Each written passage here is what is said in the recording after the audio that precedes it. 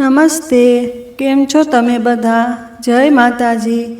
એક યુવતી સાથે બનેલી આ એક સત્ય ઘટના છે, તો થોડો સમય કાઢીને આ ઘટનાને અંત સુધી જરૂરથી સાંભળજો।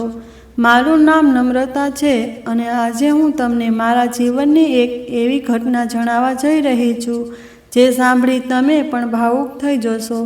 હું અને મારો પરિવાર વડોદરા શહેરમાં રહેતા હતા। મારા પરિવારમાં મારા મમ્મી પપ્પા અને હું એમની એકની એક સંતાન હતી। આજથી 25 વર્ષ પહેલાંની વાત છે, જ્યારે મારા મમ્મી પપ્પા અમારું વતન છોડીને શહેર કામ ધંધો કરવા માટે આવ્યા હતા। મારા દાદા દાદીના અવસાન પછી અમારું જે મકાન હતું એ ભાઈઓ ભાગમાં હોવાથી મારા કાકાએ આ મકાન મારા પપ્પા પાસેથી પડાવી લીધું અને પછી મારા પપ્પાને પણ ત્યાં રહેવામાં કોઈ પણ પ્રકારનો રસ ન હતો।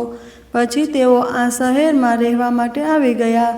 મારા પપ્પા શહેરની ગલીઓમાં જઈને નાની મોટી વસ્તુઓ વેચીને અમારું ઘર ચલાવતા હતા। મારા મમ્મી અને પપ્પાના લગ્નના 2 વર્ષ બાદ મારો જન્મ થયો હતો અને ભગવાને મારા ઘરમાં એક ખુશી તો આપી, પરંતુ એની સામે મારા મમ્મીનો જીવ લઈ લીધો અને જન્મ આપતી વખતે મારા મમ્મી મૃત્યુ પામ્યા। મેં તો આજ સુધી મારા મમ્મીનો ચહેરો પણ નથી જોયો। કદાચ મારી જેવા એવા ઘણા અભાગ્યા બાળકો હશે કે જેણે આજ સુધી પોતાની માતાનો પ્રેમ મળ્યો નહીં હોય, પરંતુ મારા પપ્પાએ મને આ વાતની જરા પણ કમી રહેવા દીધી ન હતી। એક પિતા માટે એના નવજાત બાળકને એની મા વગર મોટું કરવું એ ખૂબ અઘરું હોય છે, અને એમાં પણ મારા પપ્પાએ મમ્મી પપ્પા બંનેનો પ્રેમ આપી મારી કાળજી રાખી અને મોટી કરી। ત્યારે તો હું ખૂબ નાની હતી, એટલે મને કંઈ વધારે સમજણ ન હતી, પરંતુ જેમ જેમ હું સમજલી થતી ગઈ, બીજાના બાળકોને જોઈને એની મમ્મી સાથે બહાર જતા જોઈ મને પણ મનમાં સવાલો થયા કરતા કે મારા મમ્મી ક્યાં ગયા હશે અને કેમ એ આજ સુધી મને જોવા નથી મળ્યા। હું મારા પપ્પાને હર વખતે સવાલો કર્યા કરતી, કારણ કે મારો જન્મ થતાં જ મારા મમ્મી મૃત્યુ પામ્યા હોવાથી મારા બાળપણમાં અને આ બાબતમાં કોઈ પણ પ્રકારની જાણ ન હતી। બધા બાળકોને પોતાની માતા સાથે જોઈને મને પણ મારી મમ્મીની ખૂબ યાદ આવતી હતી, અને પછી તો મારા પરિવારમાં હું અને મારા પપ્પા અમે બંને જ રહેતા હતા। મારા પપ્પા મને રાખવામાં કોઈ પણ પ્રકારની કમી રહે નહીં, છતાં પણ મારી મમ્મીની કમી મને ખૂબ મહેસૂસ થતી હતી। અને કદાચ એક મા વગરનું બાળક જ્યારે ઝબકીને ઊંઘમાંથી જાગી જતું હશે, ત્યારે કોણ એને છાતીએ લગાડીને સંભાળતું હશે, આ વેદના હું કોઈ પણને વર્ણવી શકું એમ ન હતી। એક દિવસ હું મારી શાળાએ જતી હતી અને રસ્તામાં જતી વખતે મેં એક નાનકડા બાળકને રસ્તામાં કંઈક વસ્તુ લેવા માટે જીદ કરતા જોયો અને એની માતા એને સમજાવી રહી હતી। થોડી વાર રહી એની માતાએ આ બાળકને એક આઈસ્ક્રીમ લઈ આપ્યો અને પેલું બાળક ખુશ થઈને એની માતાના ખોળામાં બેસીને આ આઈસ્ક્રીમ ખાવા લાગ્યું। આ જોઈ મને પણ મનમાં થવા લાગ્યું કે પપ્પા તો કહ્યા કરે છે કે મમ્મી થોડા દિવસ માટે બહાર ગઈ છે, તો એને જરા પણ ચિંતા નહીં હોય। મને પણ એની સાથે આવી રીતે રહેવું છે, એની ખોળામાં બેસવું છે। પછી તો મેં એ દિવસે મારા પપ્પાને પૂછી જ લીધું કે મમ્મી કેમ આજ સુધી આવી નથી અને મારે એને એકવાર જોવી છે। પપ્પાનો ચહેરો જોઈને સમજાતું હતું કે એ મને જવાબ આપી શકે એવી હાલતમાં નથી। એની આંખમાં આવતા પાણીને હું એ ઉંમરમાં સમજી શકતી ન હતી। પછી મારા પપ્પાએ મને સમજાવતા કહ્યું, મારી દીકરી, એવું કંઈ નથી બેટા, બસ તારા નાની તબિયત ખરાબ હોવાથી તારા મમ્મી ત્યાં રોકાવા માટે ગયા છે। એ હર રોજ તારા ખબર અંતર પૂછ્યા કરે છે, અને જો તારે એની સાથે વાત કરવી હોય તો લે આ કાગળ અને એમાં તારે જે કંઈ પણ પૂછવું હોય એ તારા મમ્મીને લખી નાખ। પપ્પાની આ વાત સાંભળતા જ હું તો ખુશીના મારે પપ્પાના હાથમાંથી એક કાગળ લઈને મારા સ્કૂલ બેગમાંથી તૂટેલી ફૂટેલી પેન્સિલ લીધી, જાડી અણીવાળી પેન્સિલ, અને મારા તૂટેલા ફૂટેલા અક્ષર સાથે એ કાગળ પર લખવાનું શરૂ કરી દીધું, મારી વાલી મમ્મી, તું ક્યાં જતી રહી છે? મને તારી બહુ યાદ આવે છે. મને એકવાર તમને જોવાનું ખૂબ મન થયું છે. બધા બાળકો પોતાની મમ્મી સાથે ક્યાંક ને ક્યાંક કહેતા હોય, તમે ક્યારે ઘરે પાછા આવશો અને મને એ લોકોની જેમ બહાર લઈ જશો. શું તમને જરા પણ મારી યાદ નથી આવતી? તમને તો એ પણ ખબર નહીં હોય કે ચોકલેટ આઈસ્ક્રીમ મારું ફેવરિટ છે. જ્યારે પહેલું બાળક પોતાની મમ્મી પાસે જીદ કરતું હતું, એ દિવસથી મેં નક્કી કર્યું છે કે જ્યાં સુધી તમે મને આઈસ્ક્રીમ નહીં ખવડાવો ત્યાં સુધી હું મારો ફેવરિટ આઈસ્ક્રીમ નહીં ખાઉં. પપ્પા મારું ખૂબ ધ્યાન રાખે છે અને મને રોજ કહ્યા કરે છે કે તારા મમ્મી જલ્દી આવી જશે, છતાં તમે આવતા નથી. શું તમને પણ મારી યાદ આવે છે? જલ્દી ઘરે પાછા આવી જજો. પછી મેં આ કાગળ મારા પપ્પાને આપી દીધો અને એમણે કહ્યું કે આ કાગળ મમ્મી સુધી પહોંચી જશે અને મારો આ કાગળ વાંચતા જ મમ્મી ઘરે પાછા આવી જશે. એ દિવસે રાત્રે તો મને જરા પણ ઊંઘ ન આવી કે ક્યારે આ કાગળ મારા મમ્મી પાસે પહોંચશે અને એ ઝડપથી ઘરે મારી પાસે આવી જશે. એ વાતને પણ 3-4 દિવસ વીતી ગયા. હું મારા પપ્પાને ફરી પૂછ્યા કરતી કે મમ્મીનો હજુ સુધી કેમ કંઈ જવાબ ન આવ્યો અને એ દિવસે મારા પપ્પાના ચહેરા પર એક સ્મિત કરીને કહેવા લાગ્યા કે બેટા, આજે તારા મમ્મીનો કાગળ આવ્યો છે અને સાથે સાથે આ લે, તારા માટે એક સરસ મજાની વસ્તુ મોકલી છે. મેં મારા પપ્પાના હાથમાં જોયું તો એક નાનકડા કાગળ સાથે ચોકલેટ આઈસ્ક્રીમનો ડબ્બો પણ હતો. પછી તો હું ખુશ થઈ ગઈ કે મારા મમ્મીએ મારી માટે આ આઈસ્ક્રીમ મોકલ્યો છે અને સાથે આવેલો એ નાનકડો પત્ર જેમાં મારા મમ્મીએ મારી માટે કઈ વસ્તુઓ લીધી છે અને એ મને કેટલા યાદ કરે છે એ બધું જ લખ્યું હતું. અને હું તો ખુશીના મારે મારા પપ્પાને ભેટી ગઈ. મારા પપ્પા પણ મને ખુશ જોઈને ખૂબ રાજી થયા. આવી જ રીતે દિવસો પસાર થતા ગયા. રોજ સવારે ઉઠતાની સાથે જ હું મારા પપ્પાને પૂછ્યા કરતી કે મમ્મી આજે આવી જશે અને એ રોજ મને આવો જ જવાબ આપતા કરતા. મારા પપ્પા પોતાનો નાનકડો એવો ધંધો કરતા હતા. દિવાળીના સમયે માએ ફટાકડા અને રંગો લઈને આસપાસની શેરી ગલીઓમાં લારી લઈને આ બધી વસ્તુનું વેચાણ કરતા હતા. અમારા ઘરની પરિસ્થિતિ તો એટલી નબળી હતી, છતાં મારા પપ્પાએ આ વાતની કોઈ પણ કમી મને રહેવા દીધી ન હતી. પોતે દિવાળીના સમયમાં ફટાકડા અને રંગો લઈને બીજાના ઘરના શણગારને વધારે પડતું અમારા ઘરમાં ક્યારેય પણ એવી રોશની જોવા મળતી ન હતી. એક દિવસ મારી શાળામાં મધર્સ ડેનું આયોજન કરવામાં આવ્યું અને આ ફંક્શનના 2 દિવસ પહેલાં જ અમને શાળામાંથી કહેવામાં આવ્યું કે આ દિવસે બધા પોતાના મમ્મીને લઈને શાળાએ આવવાનું છે. હું તો ખૂબ ખુશ હતી કે ઘરે જઈને તરત જ પપ્પાને કહી દઉં કે મમ્મીને મારી શાળાએ આવવું પડશે. ઘરે જઈને મેં તરત જ મારા પપ્પાને આ બાબતમાં વાત કરી અને મારા પપ્પા એકદમ મૂલ થઈને બેસી ગયા. એ સમયે હું 12 વર્ષની થઈ ગઈ હતી અને પછી હું મારા પપ્પા પાસે જીદ કરવા લાગી કે તમે આજ સુધી મને મમ્મીને મળવા માટે પણ નથી લઈ ગયા અને સામે મમ્મી પણ આજ સુધી આપણી પાસે અહીંયા નથી આવ્યા, તો ખરેખર એ ક્યાં છે અને કેમ હજુ સુધી પાછા આવ્યા નથી? મારી આ વાત સાંભળતા જ પપ્પા મને ગળે લગાવીને રડવા લાગ્યા. મને તો કંઈ સમજાતું ન હતું કે પપ્પા કેમ રડી રહ્યા છે. પછી પપ્પાએ પોતાની રડતી આંખો, ઉદાસ ચહેરો અને માથા પર હાથ મૂકીને કહ્યું કે બેટા, મને માફ કરજે, મેં તારાથી ખોટું બોલ્યું હતું. તારા મમ્મી તો ભગવાન પાસે ચાલ્યા ગયા છે, હવે આ દુનિયામાં નથી રહી.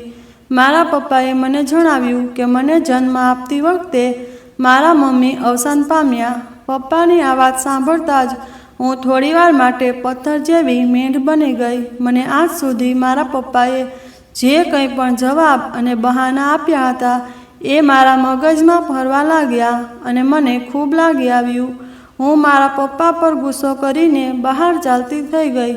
મારા પપ્પા મારી પાછળ દોડતા આવ્યા કે બેટા, મને માફ કરી દે, પણ હું તારી લાગણીને ઠેસ પહોંચાડવા નહોતો માગતો.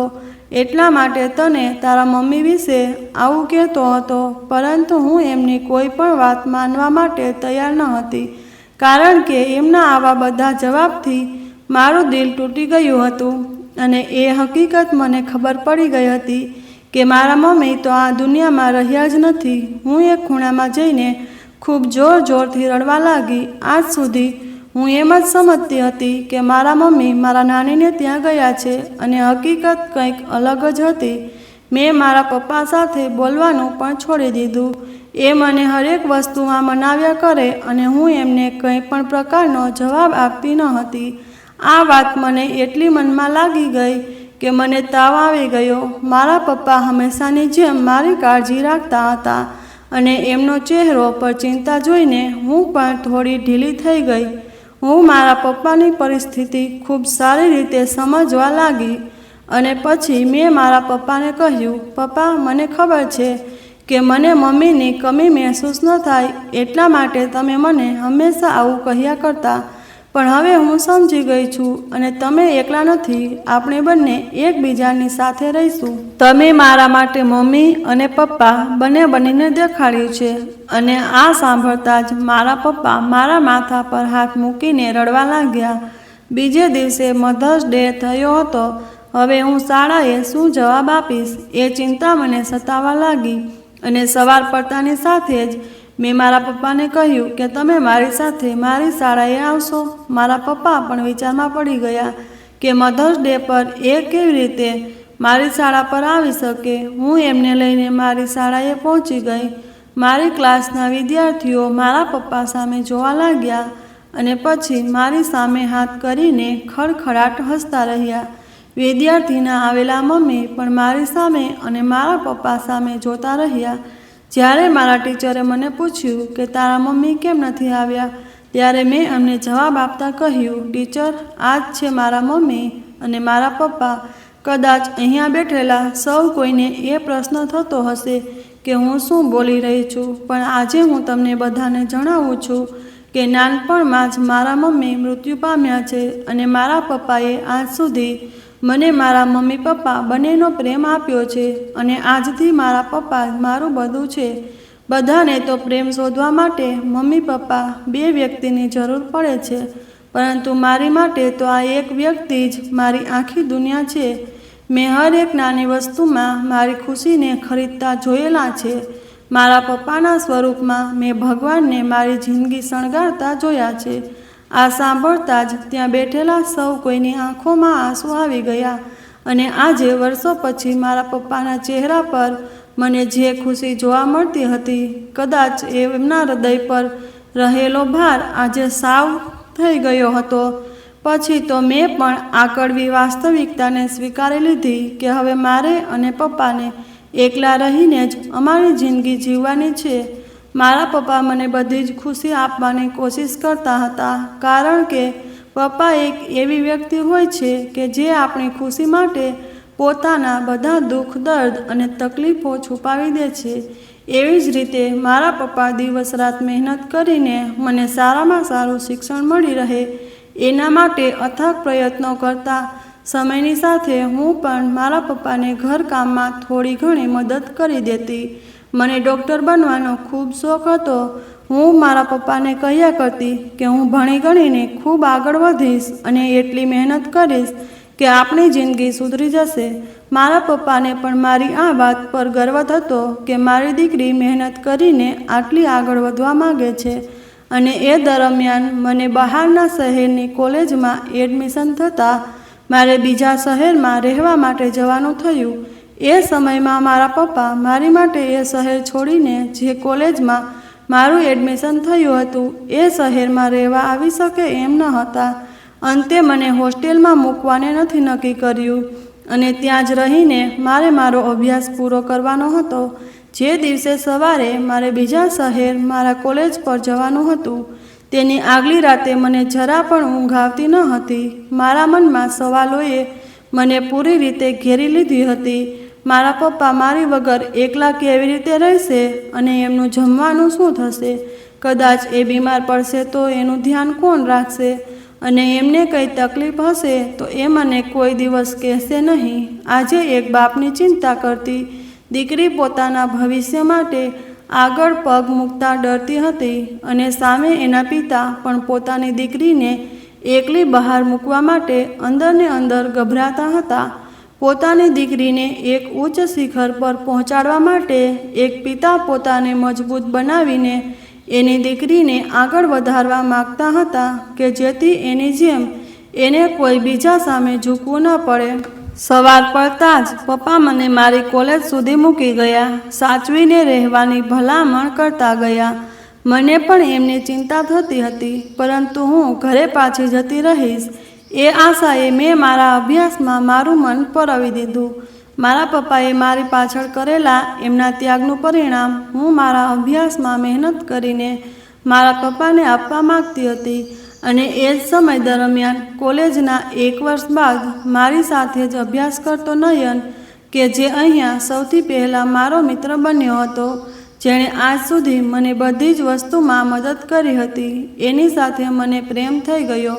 અમારી આ ગાઢ મિત્રતા ક્યારે પ્રેમમાં પરિવર્તિત થઈ ગઈ એનો અમને બંનેને કંઈ ખ્યાલ નથી.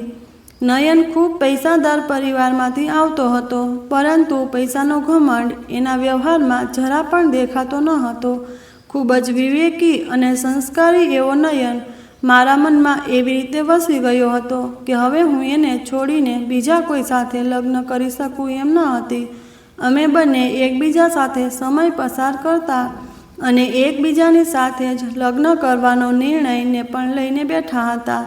મેં નક્કી કર્યું હતું કે આ વખતે જ્યારે પણ હું રજાના દિવસોમાં ઘરે જઈશ ત્યારે પપ્પાને આ બાબતમાં વાત કરીશ. મને વિશ્વાસ હતો કે પપ્પા મારી વાતને કોઈ દિવસ નહીં ટાળે, અને આખરે એ દિવસ આવી જ ગયો જ્યારે મારી કોલેજમાંથી વેકેશન આવી ગયું અને હું પપ્પાને મળવા માટે ખૂબ જ ખુશ હતી. મારા પપ્પા સાથે કેટલી વાતો કરવાની બાકી હતી. સામે મારા પપ્પા પણ મારી ઘેર આવવાની ખબર સાંભળીને ખૂબ ખુશ થયા હતા. મને તો ખબર હતી કે એમણે તો આખી રાત ઊંઘ પણ નહીં કરી હોય અને મારી આવવાની તૈયારીઓમાં લાગી ગયા હશે, કારણ કે બધાને ખબર છે કે એક દીકરી એ બાપનું હરતું ફરતું હૃદય હોય છે. જેવી હું ઘરે પહોંચી અને મારા પપ્પાને મળી, એમની આંખોમાં તો કંઈક અલગ પ્રકારની ચમક આવી ગઈ હતી, જાણે તો વર્ષોથી રામની રાહ જોતી સબરીની કોટડીમાં આજે સાક્ષાત શ્રી રામ પધાર્યા હોય એવી ખુશી મારા પપ્પાના ચહેરા પર મને સ્પષ્ટ રીતે દેખાતી હતી. મને પણ હોસ્ટેલમાં મારા પપ્પાની ખૂબ યાદ આવતી હતી, પરંતુ મારા અભ્યાસને લીધે મારે એમનાથી દૂર રહેવું પડે એમ હતું. પછી તો એક દિવસે રાત્રે જ્યારે અમે બંને બાપ દીકરી જમવા બેઠા એ સમયે મેં થોડી હળવાશથી મારા પપ્પાને વાત કરી. પપ્પા, હું તમને એક અગત્યની વાત કહેવા માગું છું. મને વિશ્વાસ છે કે તમે મારી આ વાતને ધ્યાનમાં લેશો. હું એક છોકરાને પ્રેમ કરું છું અને એની સાથે જ લગ્ન કરવા માગું છું. તમે એકવાર મારી માટે એને મળી લો. મને ખાતરી છે કે તમને નયન જરૂર પસંદ આવશે. મારી એટલી વાત સાંભળતા મારા પપ્પા એકીટસે મારી તરફ જોતા રહ્યા. એમને આ વાતનો અંદાજો પણ ન હતો કે હું આવતાની સાથે જ એમની સામે આવી વાત રાખીને મૂકી દઈશ. થોડીવાર માટે તો એકદમ શાંત થઈને વિચારવા લાગ્યા. પછી એમણે મને કહ્યું, બેટા, હું તારી વાત સમજું છું, પરંતુ અત્યારે તો આ બાબતમાં નહીં, તારા અભ્યાસમાં ધ્યાન રાખવું જરૂરી છે. પહેલાં તારો અભ્યાસ સારી રીતે પતાવી લે, પછી આ બાબતમાં વાત કરીશું. હું પણ પપ્પાની વાત માનીને આ વાતનો અંત લાવી દીધો અને જ્યારે પણ મારો અભ્યાસ પૂરો થશે ત્યારે આ બાબતમાં ફરી ચર્ચા કરીશું એમ સમજીને મારા કામમાં લાગી ગઈ. આ વેકેશનના દિવસો કેવી રીતે મારી ઘરે પસાર થઈ ગયા એ ખબર જ ન પડી. મારા પપ્પા રોજ નવી નવી વસ્તુ મારા માટે લાવે અને ભલે એ ખૂબ સામાન્ય પરિસ્થિતિમાં રહેતા હતા, પરંતુ મારી માટે એ કંઈ ને કંઈ મથામણ કર્યા કરતા. અંતે તો મારે ફરી કોલેજ પર જવાનો સમય આવી ગયો. એ દિવસે રાત્રે અમે બંને બાપ દીકરી બહાર જમવા માટે ગયા હતા. શિયાળાના દિવસો હતા. મારા પપ્પાને બહાર જમવાનું ખૂબ ગમતું હતું, પરંતુ ઘરની પરિસ્થિતિને લીધે એ પોતાના આ શોખને પૂરો કરી શકે એમ ન હતા. પણ એમના લીધે આજે મેં જીદ કરી કે મને બહાર જમવા માટે જવું છે. અમે બંને બાપ દીકરી શિયાળાની ઠંડીમાં બહાર જમવા માટે ગયા. મોટી મોટી હોટલમાં જમવું એ તો અમારું સપનું હતું જ નહીં. અમે તો એક નાનકડી લારીના બાજુમાં ટેબલ પર બેસીને જમી લઈએ. એ કોઈ 5 સ્ટાર હોટલથી કમ ન હતું. કેમ કે તમે કઈ જગ્યા પર છો એ મહત્ત્વનું નથી, પણ તમે એ જગ્યા પર કેના સાથે છો એ મહત્ત્વનું હોય છે. અને જમવાનું પતાવીને ઘર તરફ જઈ રહ્યા હતા કે અચાનક મારી નજર સ્ટ્રીટ લાઇટ નીચે બેઠેલી એક છોકરી પર પડી. 15 વર્ષની આ છોકરી ઠંડીના મારે ધ્રુજી રહી હતી. શિયાળાની કડકડતી ઠંડી. પેલી છોકરીના હાથ પગ બરફ જેવા થઈ ગયા હતા. એ બસ એના પહેરેલા કપડાંને વધારે ને વધારે નીચેની તરફ ખેંચી આ ઠંડીથી પોતાના શરીરને બચાવી રહી હતી. મેં એની નજીક જઈને જોયું તો એની આંખોમાંથી બોર જેવડા આંસુઓ નીચે સરી રહ્યા હતા. પછી મારા પપ્પાએ એને કહ્યું કે બેટા, તું રડીશ નહીં, હું હમણાં જ આવું છું.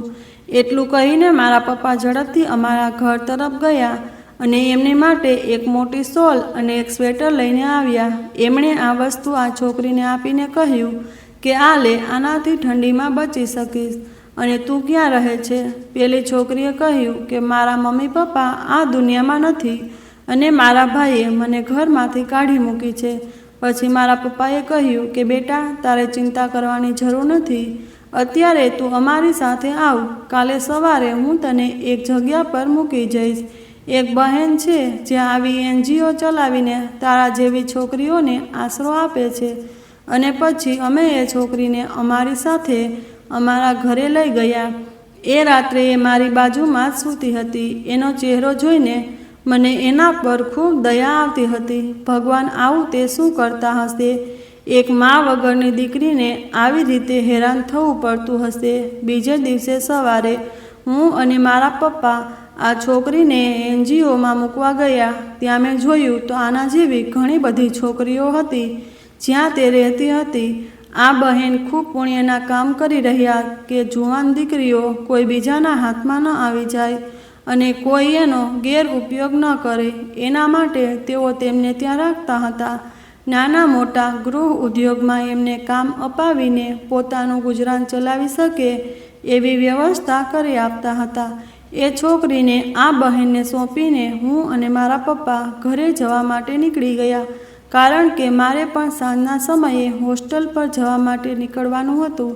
અને નીકળવાના થોડા સમય પહેલાં મારામાં નયનનો ફોન આવ્યો અને એ મને કહેવા લાગ્યો કે જો હું આ લગ્ન માટે નહીં માનું તો એના મમ્મી પપ્પા એને બીજી છોકરી સાથે પરણાવી દેશે. મારી પાસે બસ 1 કલાકનો સમય છે. એમાં વિચારી લે કે તારે શું કરવાનું છે. નયનની આ વાત સાંભળી હું તો ગભરાઈ ગઈ. કારણ કે મારા પપ્પાએ જે વાત મને સમજાવી હતી એનાથી ઉપરવટ થઈને હું એમને ફરી આ વાતમાં નાખવા નહોતી માગતી. પરંતુ અંતે મારે ના છૂટકે મારા પપ્પાને આ બાબતમાં વાત કરવી પડી. અને પછી મેં નયન વિશે બધી જ વિગતો એમને જણાવી દીધી. મારા પપ્પા કહેવા લાગ્યા કે બેટા, હું તારા પ્રેમને સમજું છું, પરંતુ એ ખૂબ પૈસાદાર બાપનો દીકરો છે અને આપણે અતિ સામાન્ય પરિસ્થિતિમાં રહીએ છીએ. તમારા બંનેનો મેળ કેવી રીતે થશે? મારી સ્થિતિ એવી પહોંચતી નથી કે હું ધામધૂમથી તારા લગ્ન એની સાથે કરાવી શકું કે પછી પણ હું તારા માટે તારા સાસરામાં ઊભો રહી શકું. મેં મારા પપ્પાને સમજાવ્યા કે તમે જેવું વિચારો છો એવું હકીકતમાં કંઈ છે જ નહીં. ભલે એના પપ્પા પાસે ખૂબ પૈસા છે, પણ એ લોકો ખૂબ સમજદાર અને વિવેકી છે. અંતે મારા પપ્પા મારા અને નયનના લગ્ન માટે માની ગયા. આ વાતથી હું એટલી ખુશ થઈ ગઈ કે હરખના મારે મેં તરત જ નયનને ફોન કરી દીધો અને આ બાબતમાં જાણ કરી દીધી. નયન પણ અમારા લગ્નની વાત સાંભળીને ખૂબ ખુશ થઈ ગયો અને જલ્દી અમારા લગ્ન થઈ જાય એની તૈયારીઓમાં લાગી ગયો. બંને પરિવારોએ મળીને અમારા લગ્નની તારીખ નક્કી કરી અને આખરે એ દિવસ આવી જ ગયો જ્યારે મારા પપ્પાએ મારા પ્રિય પાત્ર સાથે મારા લગ્ન નક્કી કરાવી દીધા. જે દિવસે મારા લગ્ન હતા એ દિવસ મારી માટે અતિશય લાગણીથી ભરેલો હતો. જે ઘરમાં હું નાનપણથી મોટી થઈ એ જ ઘરને આજે મારે હંમેશા માટે છોડીને જવાનું હતું. ભલે મારા સસરાનું ઘર કોઈ મહેલથી કમ ન હોય, પરંતુ મારી આ ઓરડી મહેલ કરતાં પણ વધારે પ્રિય હતી. કારણ કે અહીંયાના એક ખૂણા પર મારા બાળપણની એક યાદગીરી લાગેલી હતી. ફરી આજે હંમેશા માટે પપ્પાને છોડીને જવાનું દુઃખ મને અસહ્ય વેદના આપતું હતું. હવે તો હું મારા પપ્પાથી દૂર ચાલી જઈશ અને એમનું શું થશે એ ચિંતા મને હવે થતી હતી. કારણ કે અત્યાર સુધી લગ્ન કરવાના હરખમાં હું ખુશીના માહોલમાં જ રહેતી હતી અને આજે આ ક્ષણ આવી જ્યારે મારે આ હકીકતનો સામનો કરવો હતો.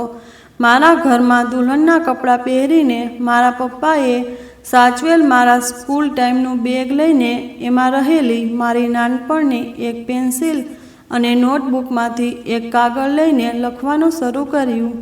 આજે ફરી મારામાં એ જ 8 વર્ષની નમ્રતા દેખાતી હતી કે જે નાનપણમાં એના પપ્પાને હંમેશા મમ્મી વિશે પૂછ્યા કરતી હતી.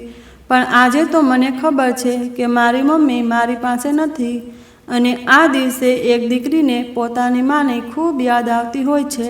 અને આજના દિવસની વાત મારા મમ્મી સુધી પહોંચાડવા મેં એમને એક કાગળ લખ્યો. મારી વાલી મમ્મી, ચિંતા ના કરતી.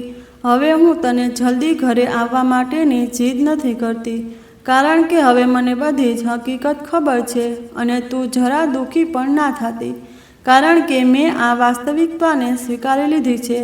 છતાં એ જરૂર કહીશ કે તારા વગર મારી અને પપ્પાની જિંદગી ખૂબ અધૂરી છે. ભલે મેં તને આજ સુધી જોઈ નથી પણ તને હર રોજ મહેસૂસ કરી શકું છું. કદાચ માનો પ્રેમ શું હોય, કેવો હોય એ તો હું નથી જાણતી, પરંતુ હું ઈશ્વરને પ્રાર્થના કરું કે આવતા જન્મમાં મને તમારી જ દીકરી બનાવે અને આ જન્મમાં જે હું તમારી સાથે નથી જીવી શકી એ હું આવતા જન્મમાં તમારી સાથે જીવવા માગું છું. બસ આજે હું પણ તારી જેમ પપ્પાને છોડીને જઈ રહી છું. કદાચ હું તો ત્યાં બેઠી બેઠી પપ્પાને નહીં જોઈ શકું, પરંતુ પપ્પા હંમેશા કહ્યા કરે છે કે મમ્મી આકાશમાંથી આપણને જોઈ રહી છે. તો બસ મારી એટલી વિનંતી છે કે મારા પપ્પાનું ધ્યાન રાખજો.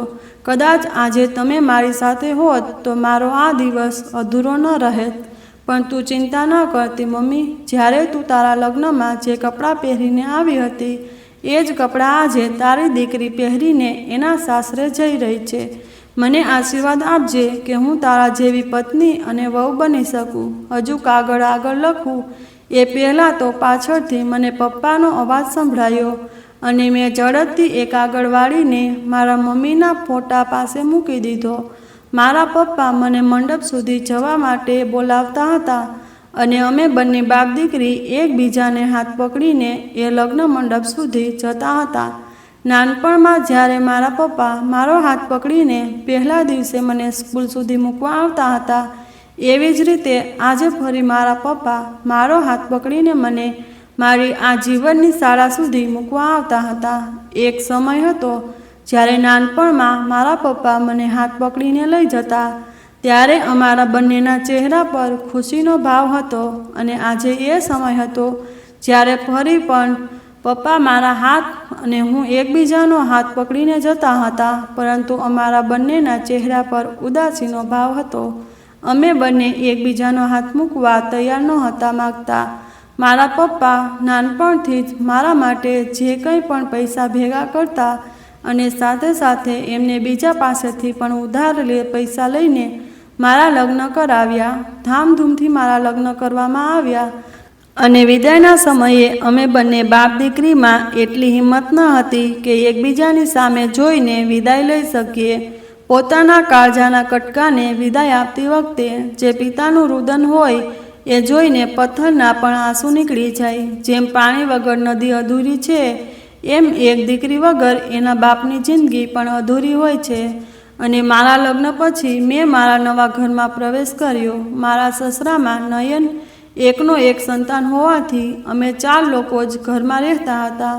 શરૂઆતના સમયમાં તો મને ખૂબ મજા આવતી હતી. મારા પપ્પાની કમી તો મને થતી હતી, પરંતુ નયનની રખાવટ અને મારા સાસુ સસરાનો પ્રેમ મારી આ કમીને પૂરી કરતા હતા. અમારું લગ્ન જીવન સુખમય રીતે પસાર થતું રહ્યું અને એમાંના એક મારા લગ્નને પણ 1 વર્ષ જેવો સમય વીતી ગયો.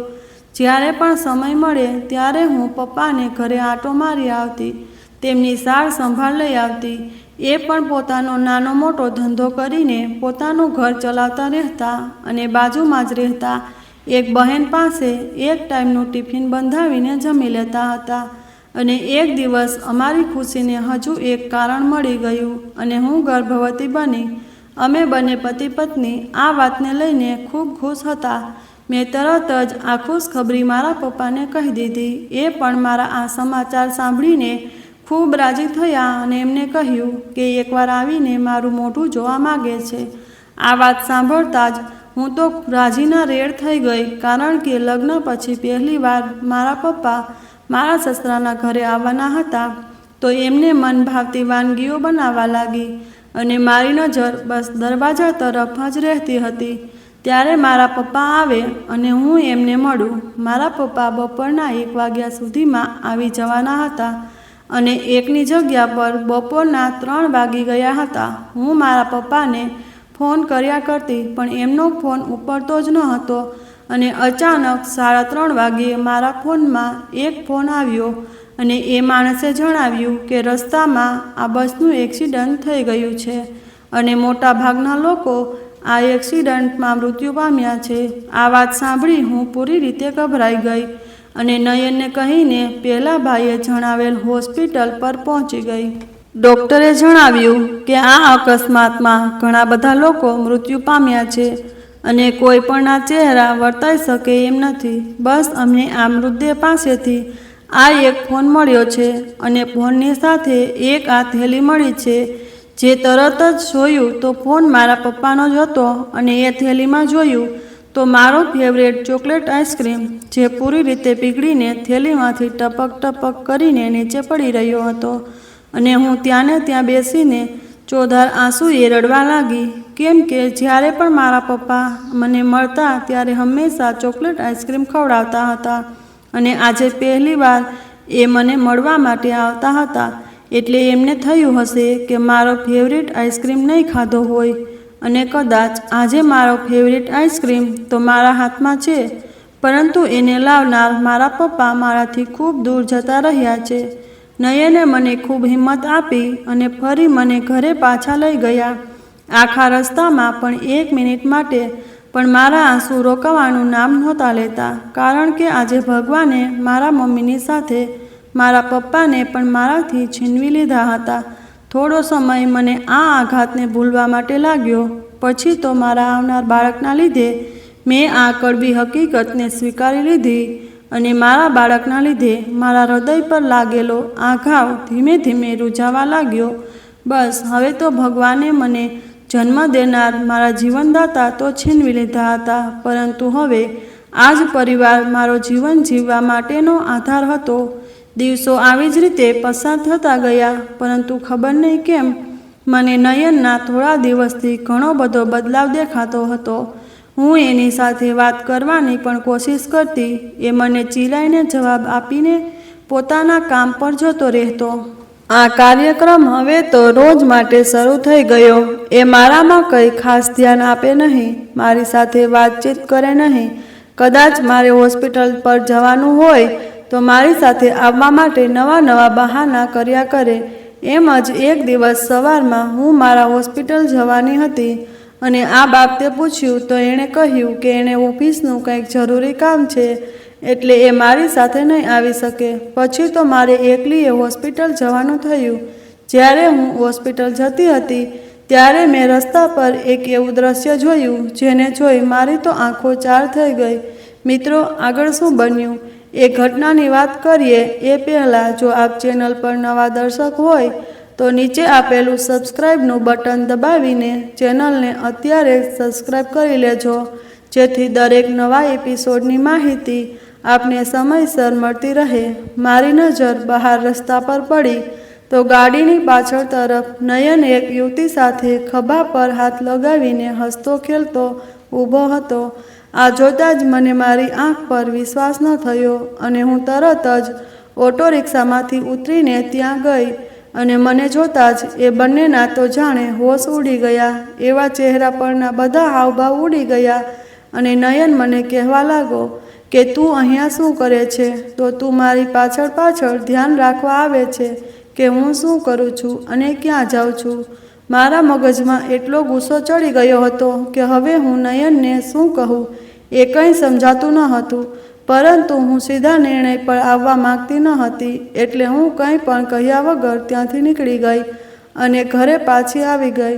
જ્યારે સાંજના સમયે નયન ઘરે પાછો આવ્યો, એના આવતાની સાથે જ મેં તરત જ એને પૂછી લીધું કે છોકરી કોણ હતી અને આ બધું શું ચાલી રહ્યું હતું. અમારા બંનેની આ વાત થોડી આગળ જ ચાલી હતી અને એ એક મોટા ઝઘડામાં પરિવર્તિત થઈ ગઈ.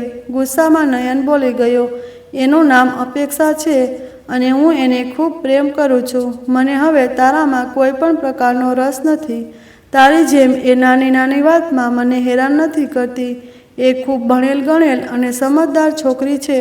તારી જેમ લાગણીવાળી નહીં, પરંતુ પ્રેક્ટિકલ છોકરી છે. તારા આવા વ્યવહારને લીધે જ હું કંટાળીને બીજાના પ્રેમમાં પડ્યો છું. હંમેશા તારી આગળ પાછળ ફર્યા કરું એ જ તારે જોતો હોય છે, પણ હું એવો નથી અને અપેક્ષા મારા જેવી જ માઇન્ડસેટ ધરાવે છે, એટલે મને એની સાથે રહેવાની મજા આવે છે.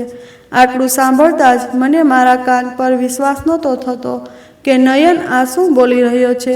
જ્યારે મારા પેટમાં એનું બાળક છે ત્યારે એને મારામાં નહીં પરંતુ બીજી સ્ત્રીમાં રસ છે અને મારી ચિંતા અને પ્રેમ એને હેરાન કરે છે, એટલે એને બીજી સ્ત્રી પાસે પ્રેમ શોધવા માટે જવું પડ્યું.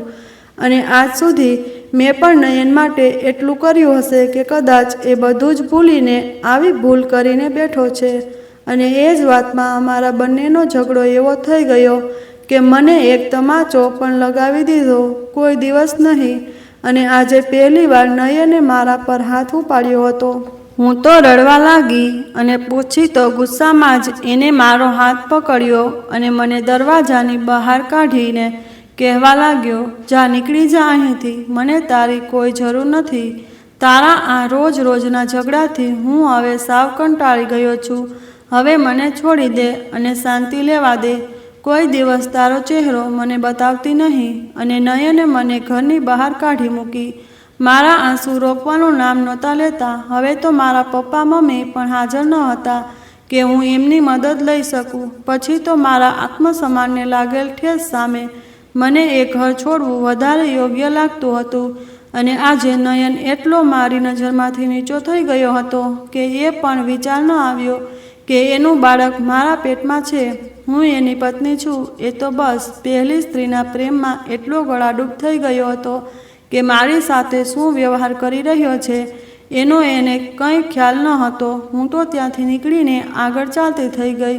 શિયાળાનો સમય હતો એટલે દિવસ ટૂંકો અને રાત લાંબી. સાંજના 7 વાગ્યા આસપાસ ઘરની બહાર નીકળી હતી અને રસ્તા પર બેઠા બેઠા રાતના 10 વાગી ગયા હતા. છતાં પણ મારી સાર સંભાળ લેવા માટે કોઈ પણ આવ્યું ન હતું. પછી તો મેં મારી જાતને સંભાળી થોડી આગળ ગઈ. શિયાળાની કડકડતી ઠંડી અને કદાચ વધારેમાં વધારે ઠંડી એ દિવસે પડી હશે.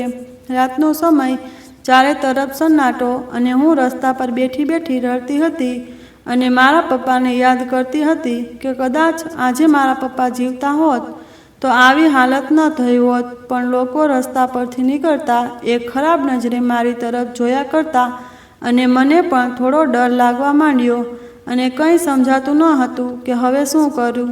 પછી આવી હાલતમાં ક્યાં જઈશ. મને હવે મારા પપ્પાના કહેલા શબ્દો પર વિશ્વાસ આવતો હતો. જ્યારે એમણે મને સમજાવવાની ઘણી કોશિશ કરી હતી, પરંતુ પ્રેમમાં હું એટલી આંધળી થઈ ગઈ હતી કે મને નયન સિવાય કોઈ બીજું દેખાતું ન હતું.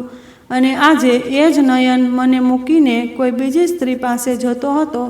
પછી મને અચાનક એ રાત યાદ આવી જ્યારે હું અને પપ્પા ઘર તરફ જતા હતા અને પેલી છોકરી રસ્તા પર બેઠી બેઠી આવી જ રીતે રડતી હતી. આજે એ જ છોકરીની પરિસ્થિતિ હું મહેસૂસ કરી રહી હતી, પરંતુ એની મદદ કરનાર મારા પપ્પા જેવા માણસ કોઈ હાજર ન હતા. પછી મેં હિંમત કરી અને ત્યાંથી નીકળી ગઈ. જે એનજીઓમાં પહેલી છોકરીને મૂકવા ગયા હતા ત્યાં હું પહોંચી ગઈ. ધીમે ધીમે ડગલા માંડતી સાથે બાળકનું પણ ધ્યાન રાખતી હતી. હું આ એનજીઓ સુધી પહોંચી ગઈ. ભલે ભગવાને મારી પાસેથી મારા મમ્મી પપ્પાને તો છીનવી લીધા, પણ મારી હિંમતને કોઈ પણ છીનવી શકે એમ ન હતું. આ એનજીઓવાળા બેન તો મને સારી રીતે ઓળખતા હતા. મેં એમને બધી જ હકીકત કહી સંભળાવી. તે પણ થોડીવાર માટે એકદમ મૌન થઈ ગયા અને પછી કહેવા લાગ્યા કે બેટા, ચિંતા કરવાની જરૂર નથી. અહીંયા બધા જ તારું પૂરતું ધ્યાન રાખશે. તારા પપ્પા બહુ સારા માણસ છે. પોતે ભલે નાનકડી એવી લારી લઈને કામ કરતા હતા, પરંતુ એમાંથી પણ નાની નાની વસ્તુ અહીંયા આવીને આ બધા બાળકોને ભેટ સ્વરૂપે આવતા હતા. પછી તો હું અહીંયા જ રહેવા લાગી. ગૃહ ઉદ્યોગના નાના મોટા કામ કરીને થોડા ઘણા પૈસા કમાઈ લેતી.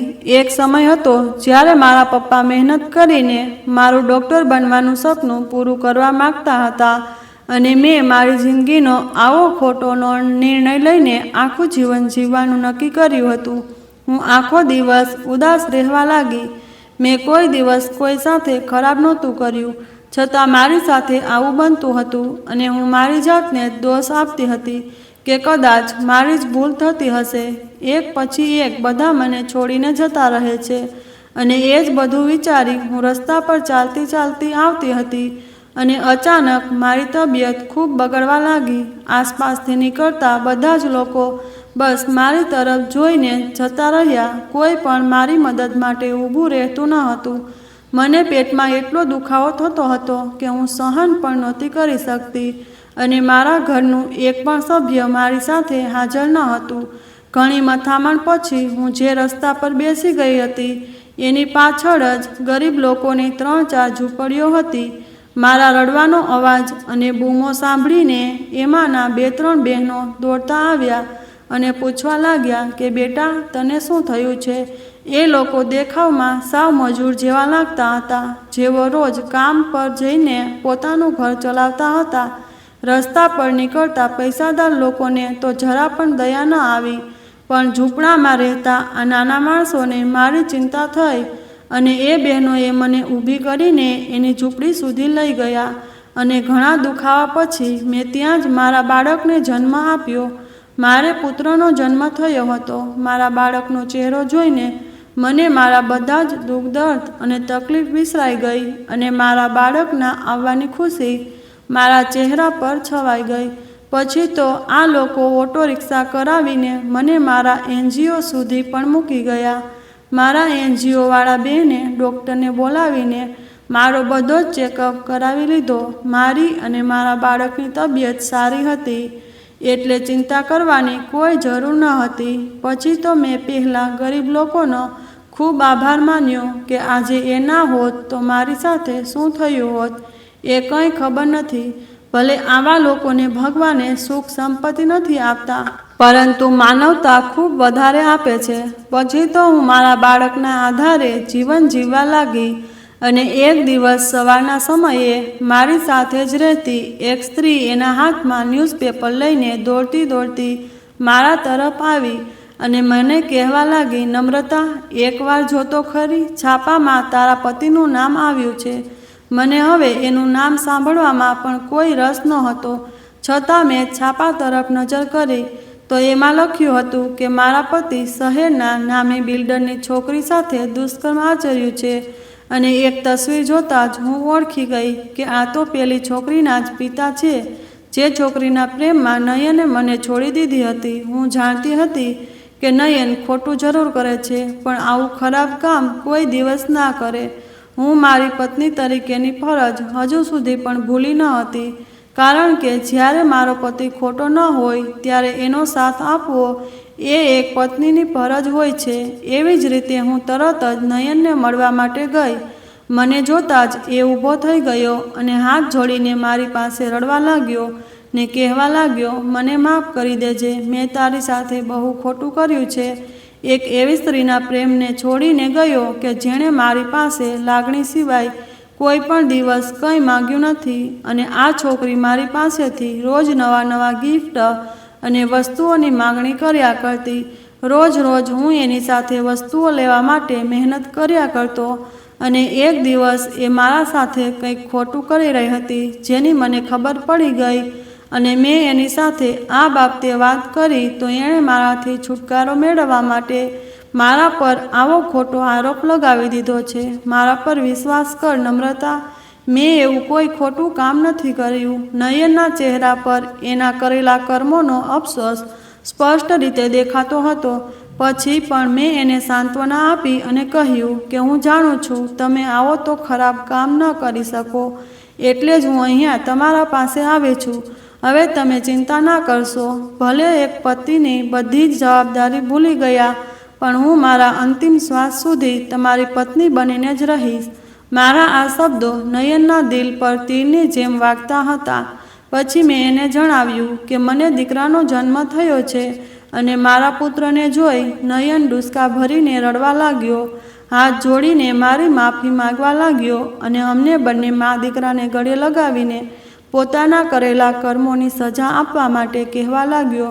પછી તો એણે ખૂબ આજીજી કરી કે હું ફરી એમની સાથે રહેવા માટે આવી જાઉં, પરંતુ મને એ મંજૂર ન હતું, કારણ કે જે રીતે એણે હળદૂત કરીને મને ઘરની બહાર કાઢી મૂકી હતી, પછી મારે આ ઘરમાં રહેવું એ શક્ય ન હતું. પણ મારા દીકરા પર નજર કરી તો જે મેં એક મા વગરની જિંદગી કાઢી હતી, એવી જ રીતે હું મારા બાળકને એક બાપ વગરની જિંદગી જીવવા દેવા નહોતી માગતી. એટલે અંતે હું પણ નયનની વાત માનવા માટે તૈયાર થઈ ગઈ. અત્યાર સુધી મેં મારા પતિના સારા સમયમાં એનો સાથ આપ્યો હતો અને આજે એના ખરાબ સમયમાં એની સાથે ઊભા રહેવાનો સમય હતો. અને અંતે પેલી છોકરીને ખબર પડી કે હવે અમે બંને પતિ પત્ની એક સાથે રહેવા લાગ્યા છીએ, અને હું પણ એ છોકરીને મળવા માટે ગઈ અને કહેવા લાગી કે તે એક સ્ત્રી થઈને આવું ખરાબ કામ કરતા તને શરમ નથી આવતી? તને તો કોઈ પણ પૈસાદાર મુર્ગો મળી જશે. તારી પાસે એટલી સંપત્તિ હોવા છતાં પણ તારું મન આવી રીતે ફર્યા કરે છે. પરંતુ પહેલી છોકરીના ચહેરા પર કોઈ પણ પ્રકારનો અફસોસ જોવા મળતો ન હતો. એ તો ઉલટાની પૈસાના ઘમંડમાં મારી સાથે એવી રીતે વાત કરતી હતી, અને એમાં ને એમાં એ એવું બોલી ગઈ કે મને કંઈ રસ નથી તારા પતિમાં, બસ એની પસંદગી જોઈને હું એની સાથે રહેતી હતી. રોજ રોજ ફરવા જવું અને નવી નવી શોપિંગ કરવી એ જ મારો શોખ હતો, અને જે કોઈ મારી વાત ન માને એનો હું આ જ હાલ કરું છું. તારો પતિ તો સીધો છે કે એણે આજ સુધી મને સ્પર્શ પણ નથી કર્યો, પણ એને મારી વાત ન માની એટલે મેં એનો આવો હાલ કરી દીધો છે. બસ આ છોકરીએ આ વાત મને કહીને એની જિંદગીની મોટામાં મોટી ભૂલ કરી હતી. એની કહેલી આ વાત મેં મારા ફોનમાં રેકોર્ડ કરી લીધી અને સબૂત તરીકે પોલીસને આપી દીધું, અને આ કેસ ત્યાં ને ત્યાં જ પૂરો થઈ ગયો. પેલી છોકરી બધાની સામે ખોટી સાબિત થઈ ચૂકી હતી અને મારા પતિ નિર્દોષ છે એ પણ સાબિત થઈ ગયું હતું. આ જોઈ નયનની આંખમાં પણ જળજળિયા આવી ગયા. આજે એની આંખમાં મારી માટે ગર્વ દેખાતો હતો અને એક તરફ અફસોસ પણ દેખાતો હતો, કારણ કે સમય જ્યારે ન્યાય કરે છે ત્યારે સાક્ષીઓની જરૂર નથી પડતી. તો મારા બાળકને પણ એના પિતા મળી ગયા અને અમારો સંસાર પહેલાંની જેમ સુખમય થઈ ગયો. તો મિત્રો, આ એપિસોડ આપને પસંદ આવ્યો હોય તો ખાસ વિડીયોને લાઈક કરી અને એકવાર કમેન્ટ બોક્સમાં જય માતાજી જરૂરથી લખી નાખજો, જેથી માતાજીની કૃપા આપ સૌના પરિવાર પર બની રહે. સાથે જ મિત્રો, આપ કયા ગામથી આપનો વિડીયો નિહાળી રહ્યા છો તે પણ જરૂરથી જણાવજો. આ કહાની વિશે આપનું શું કહેવું છે તે આપ કમેન્ટ કરીને અમને જરૂરથી જણાવજો, અને ખાસ આપણી ચેનલને સબસ્ક્રાઈબ કરવાનું ભૂલશો નહીં, જેથી આવી સત્ય ઘટના અને સત્ય ઘટના પર આધારિત કહાની આપને સમયસર સાંભળવા મળતી રહે. ફરી મળીશું કોઈ નવા એપિસોડ સાથે. ખૂબ ખૂબ ધન્યવાદ. જય મા કાતરાળ. જય શ્રી કૃષ્ણ.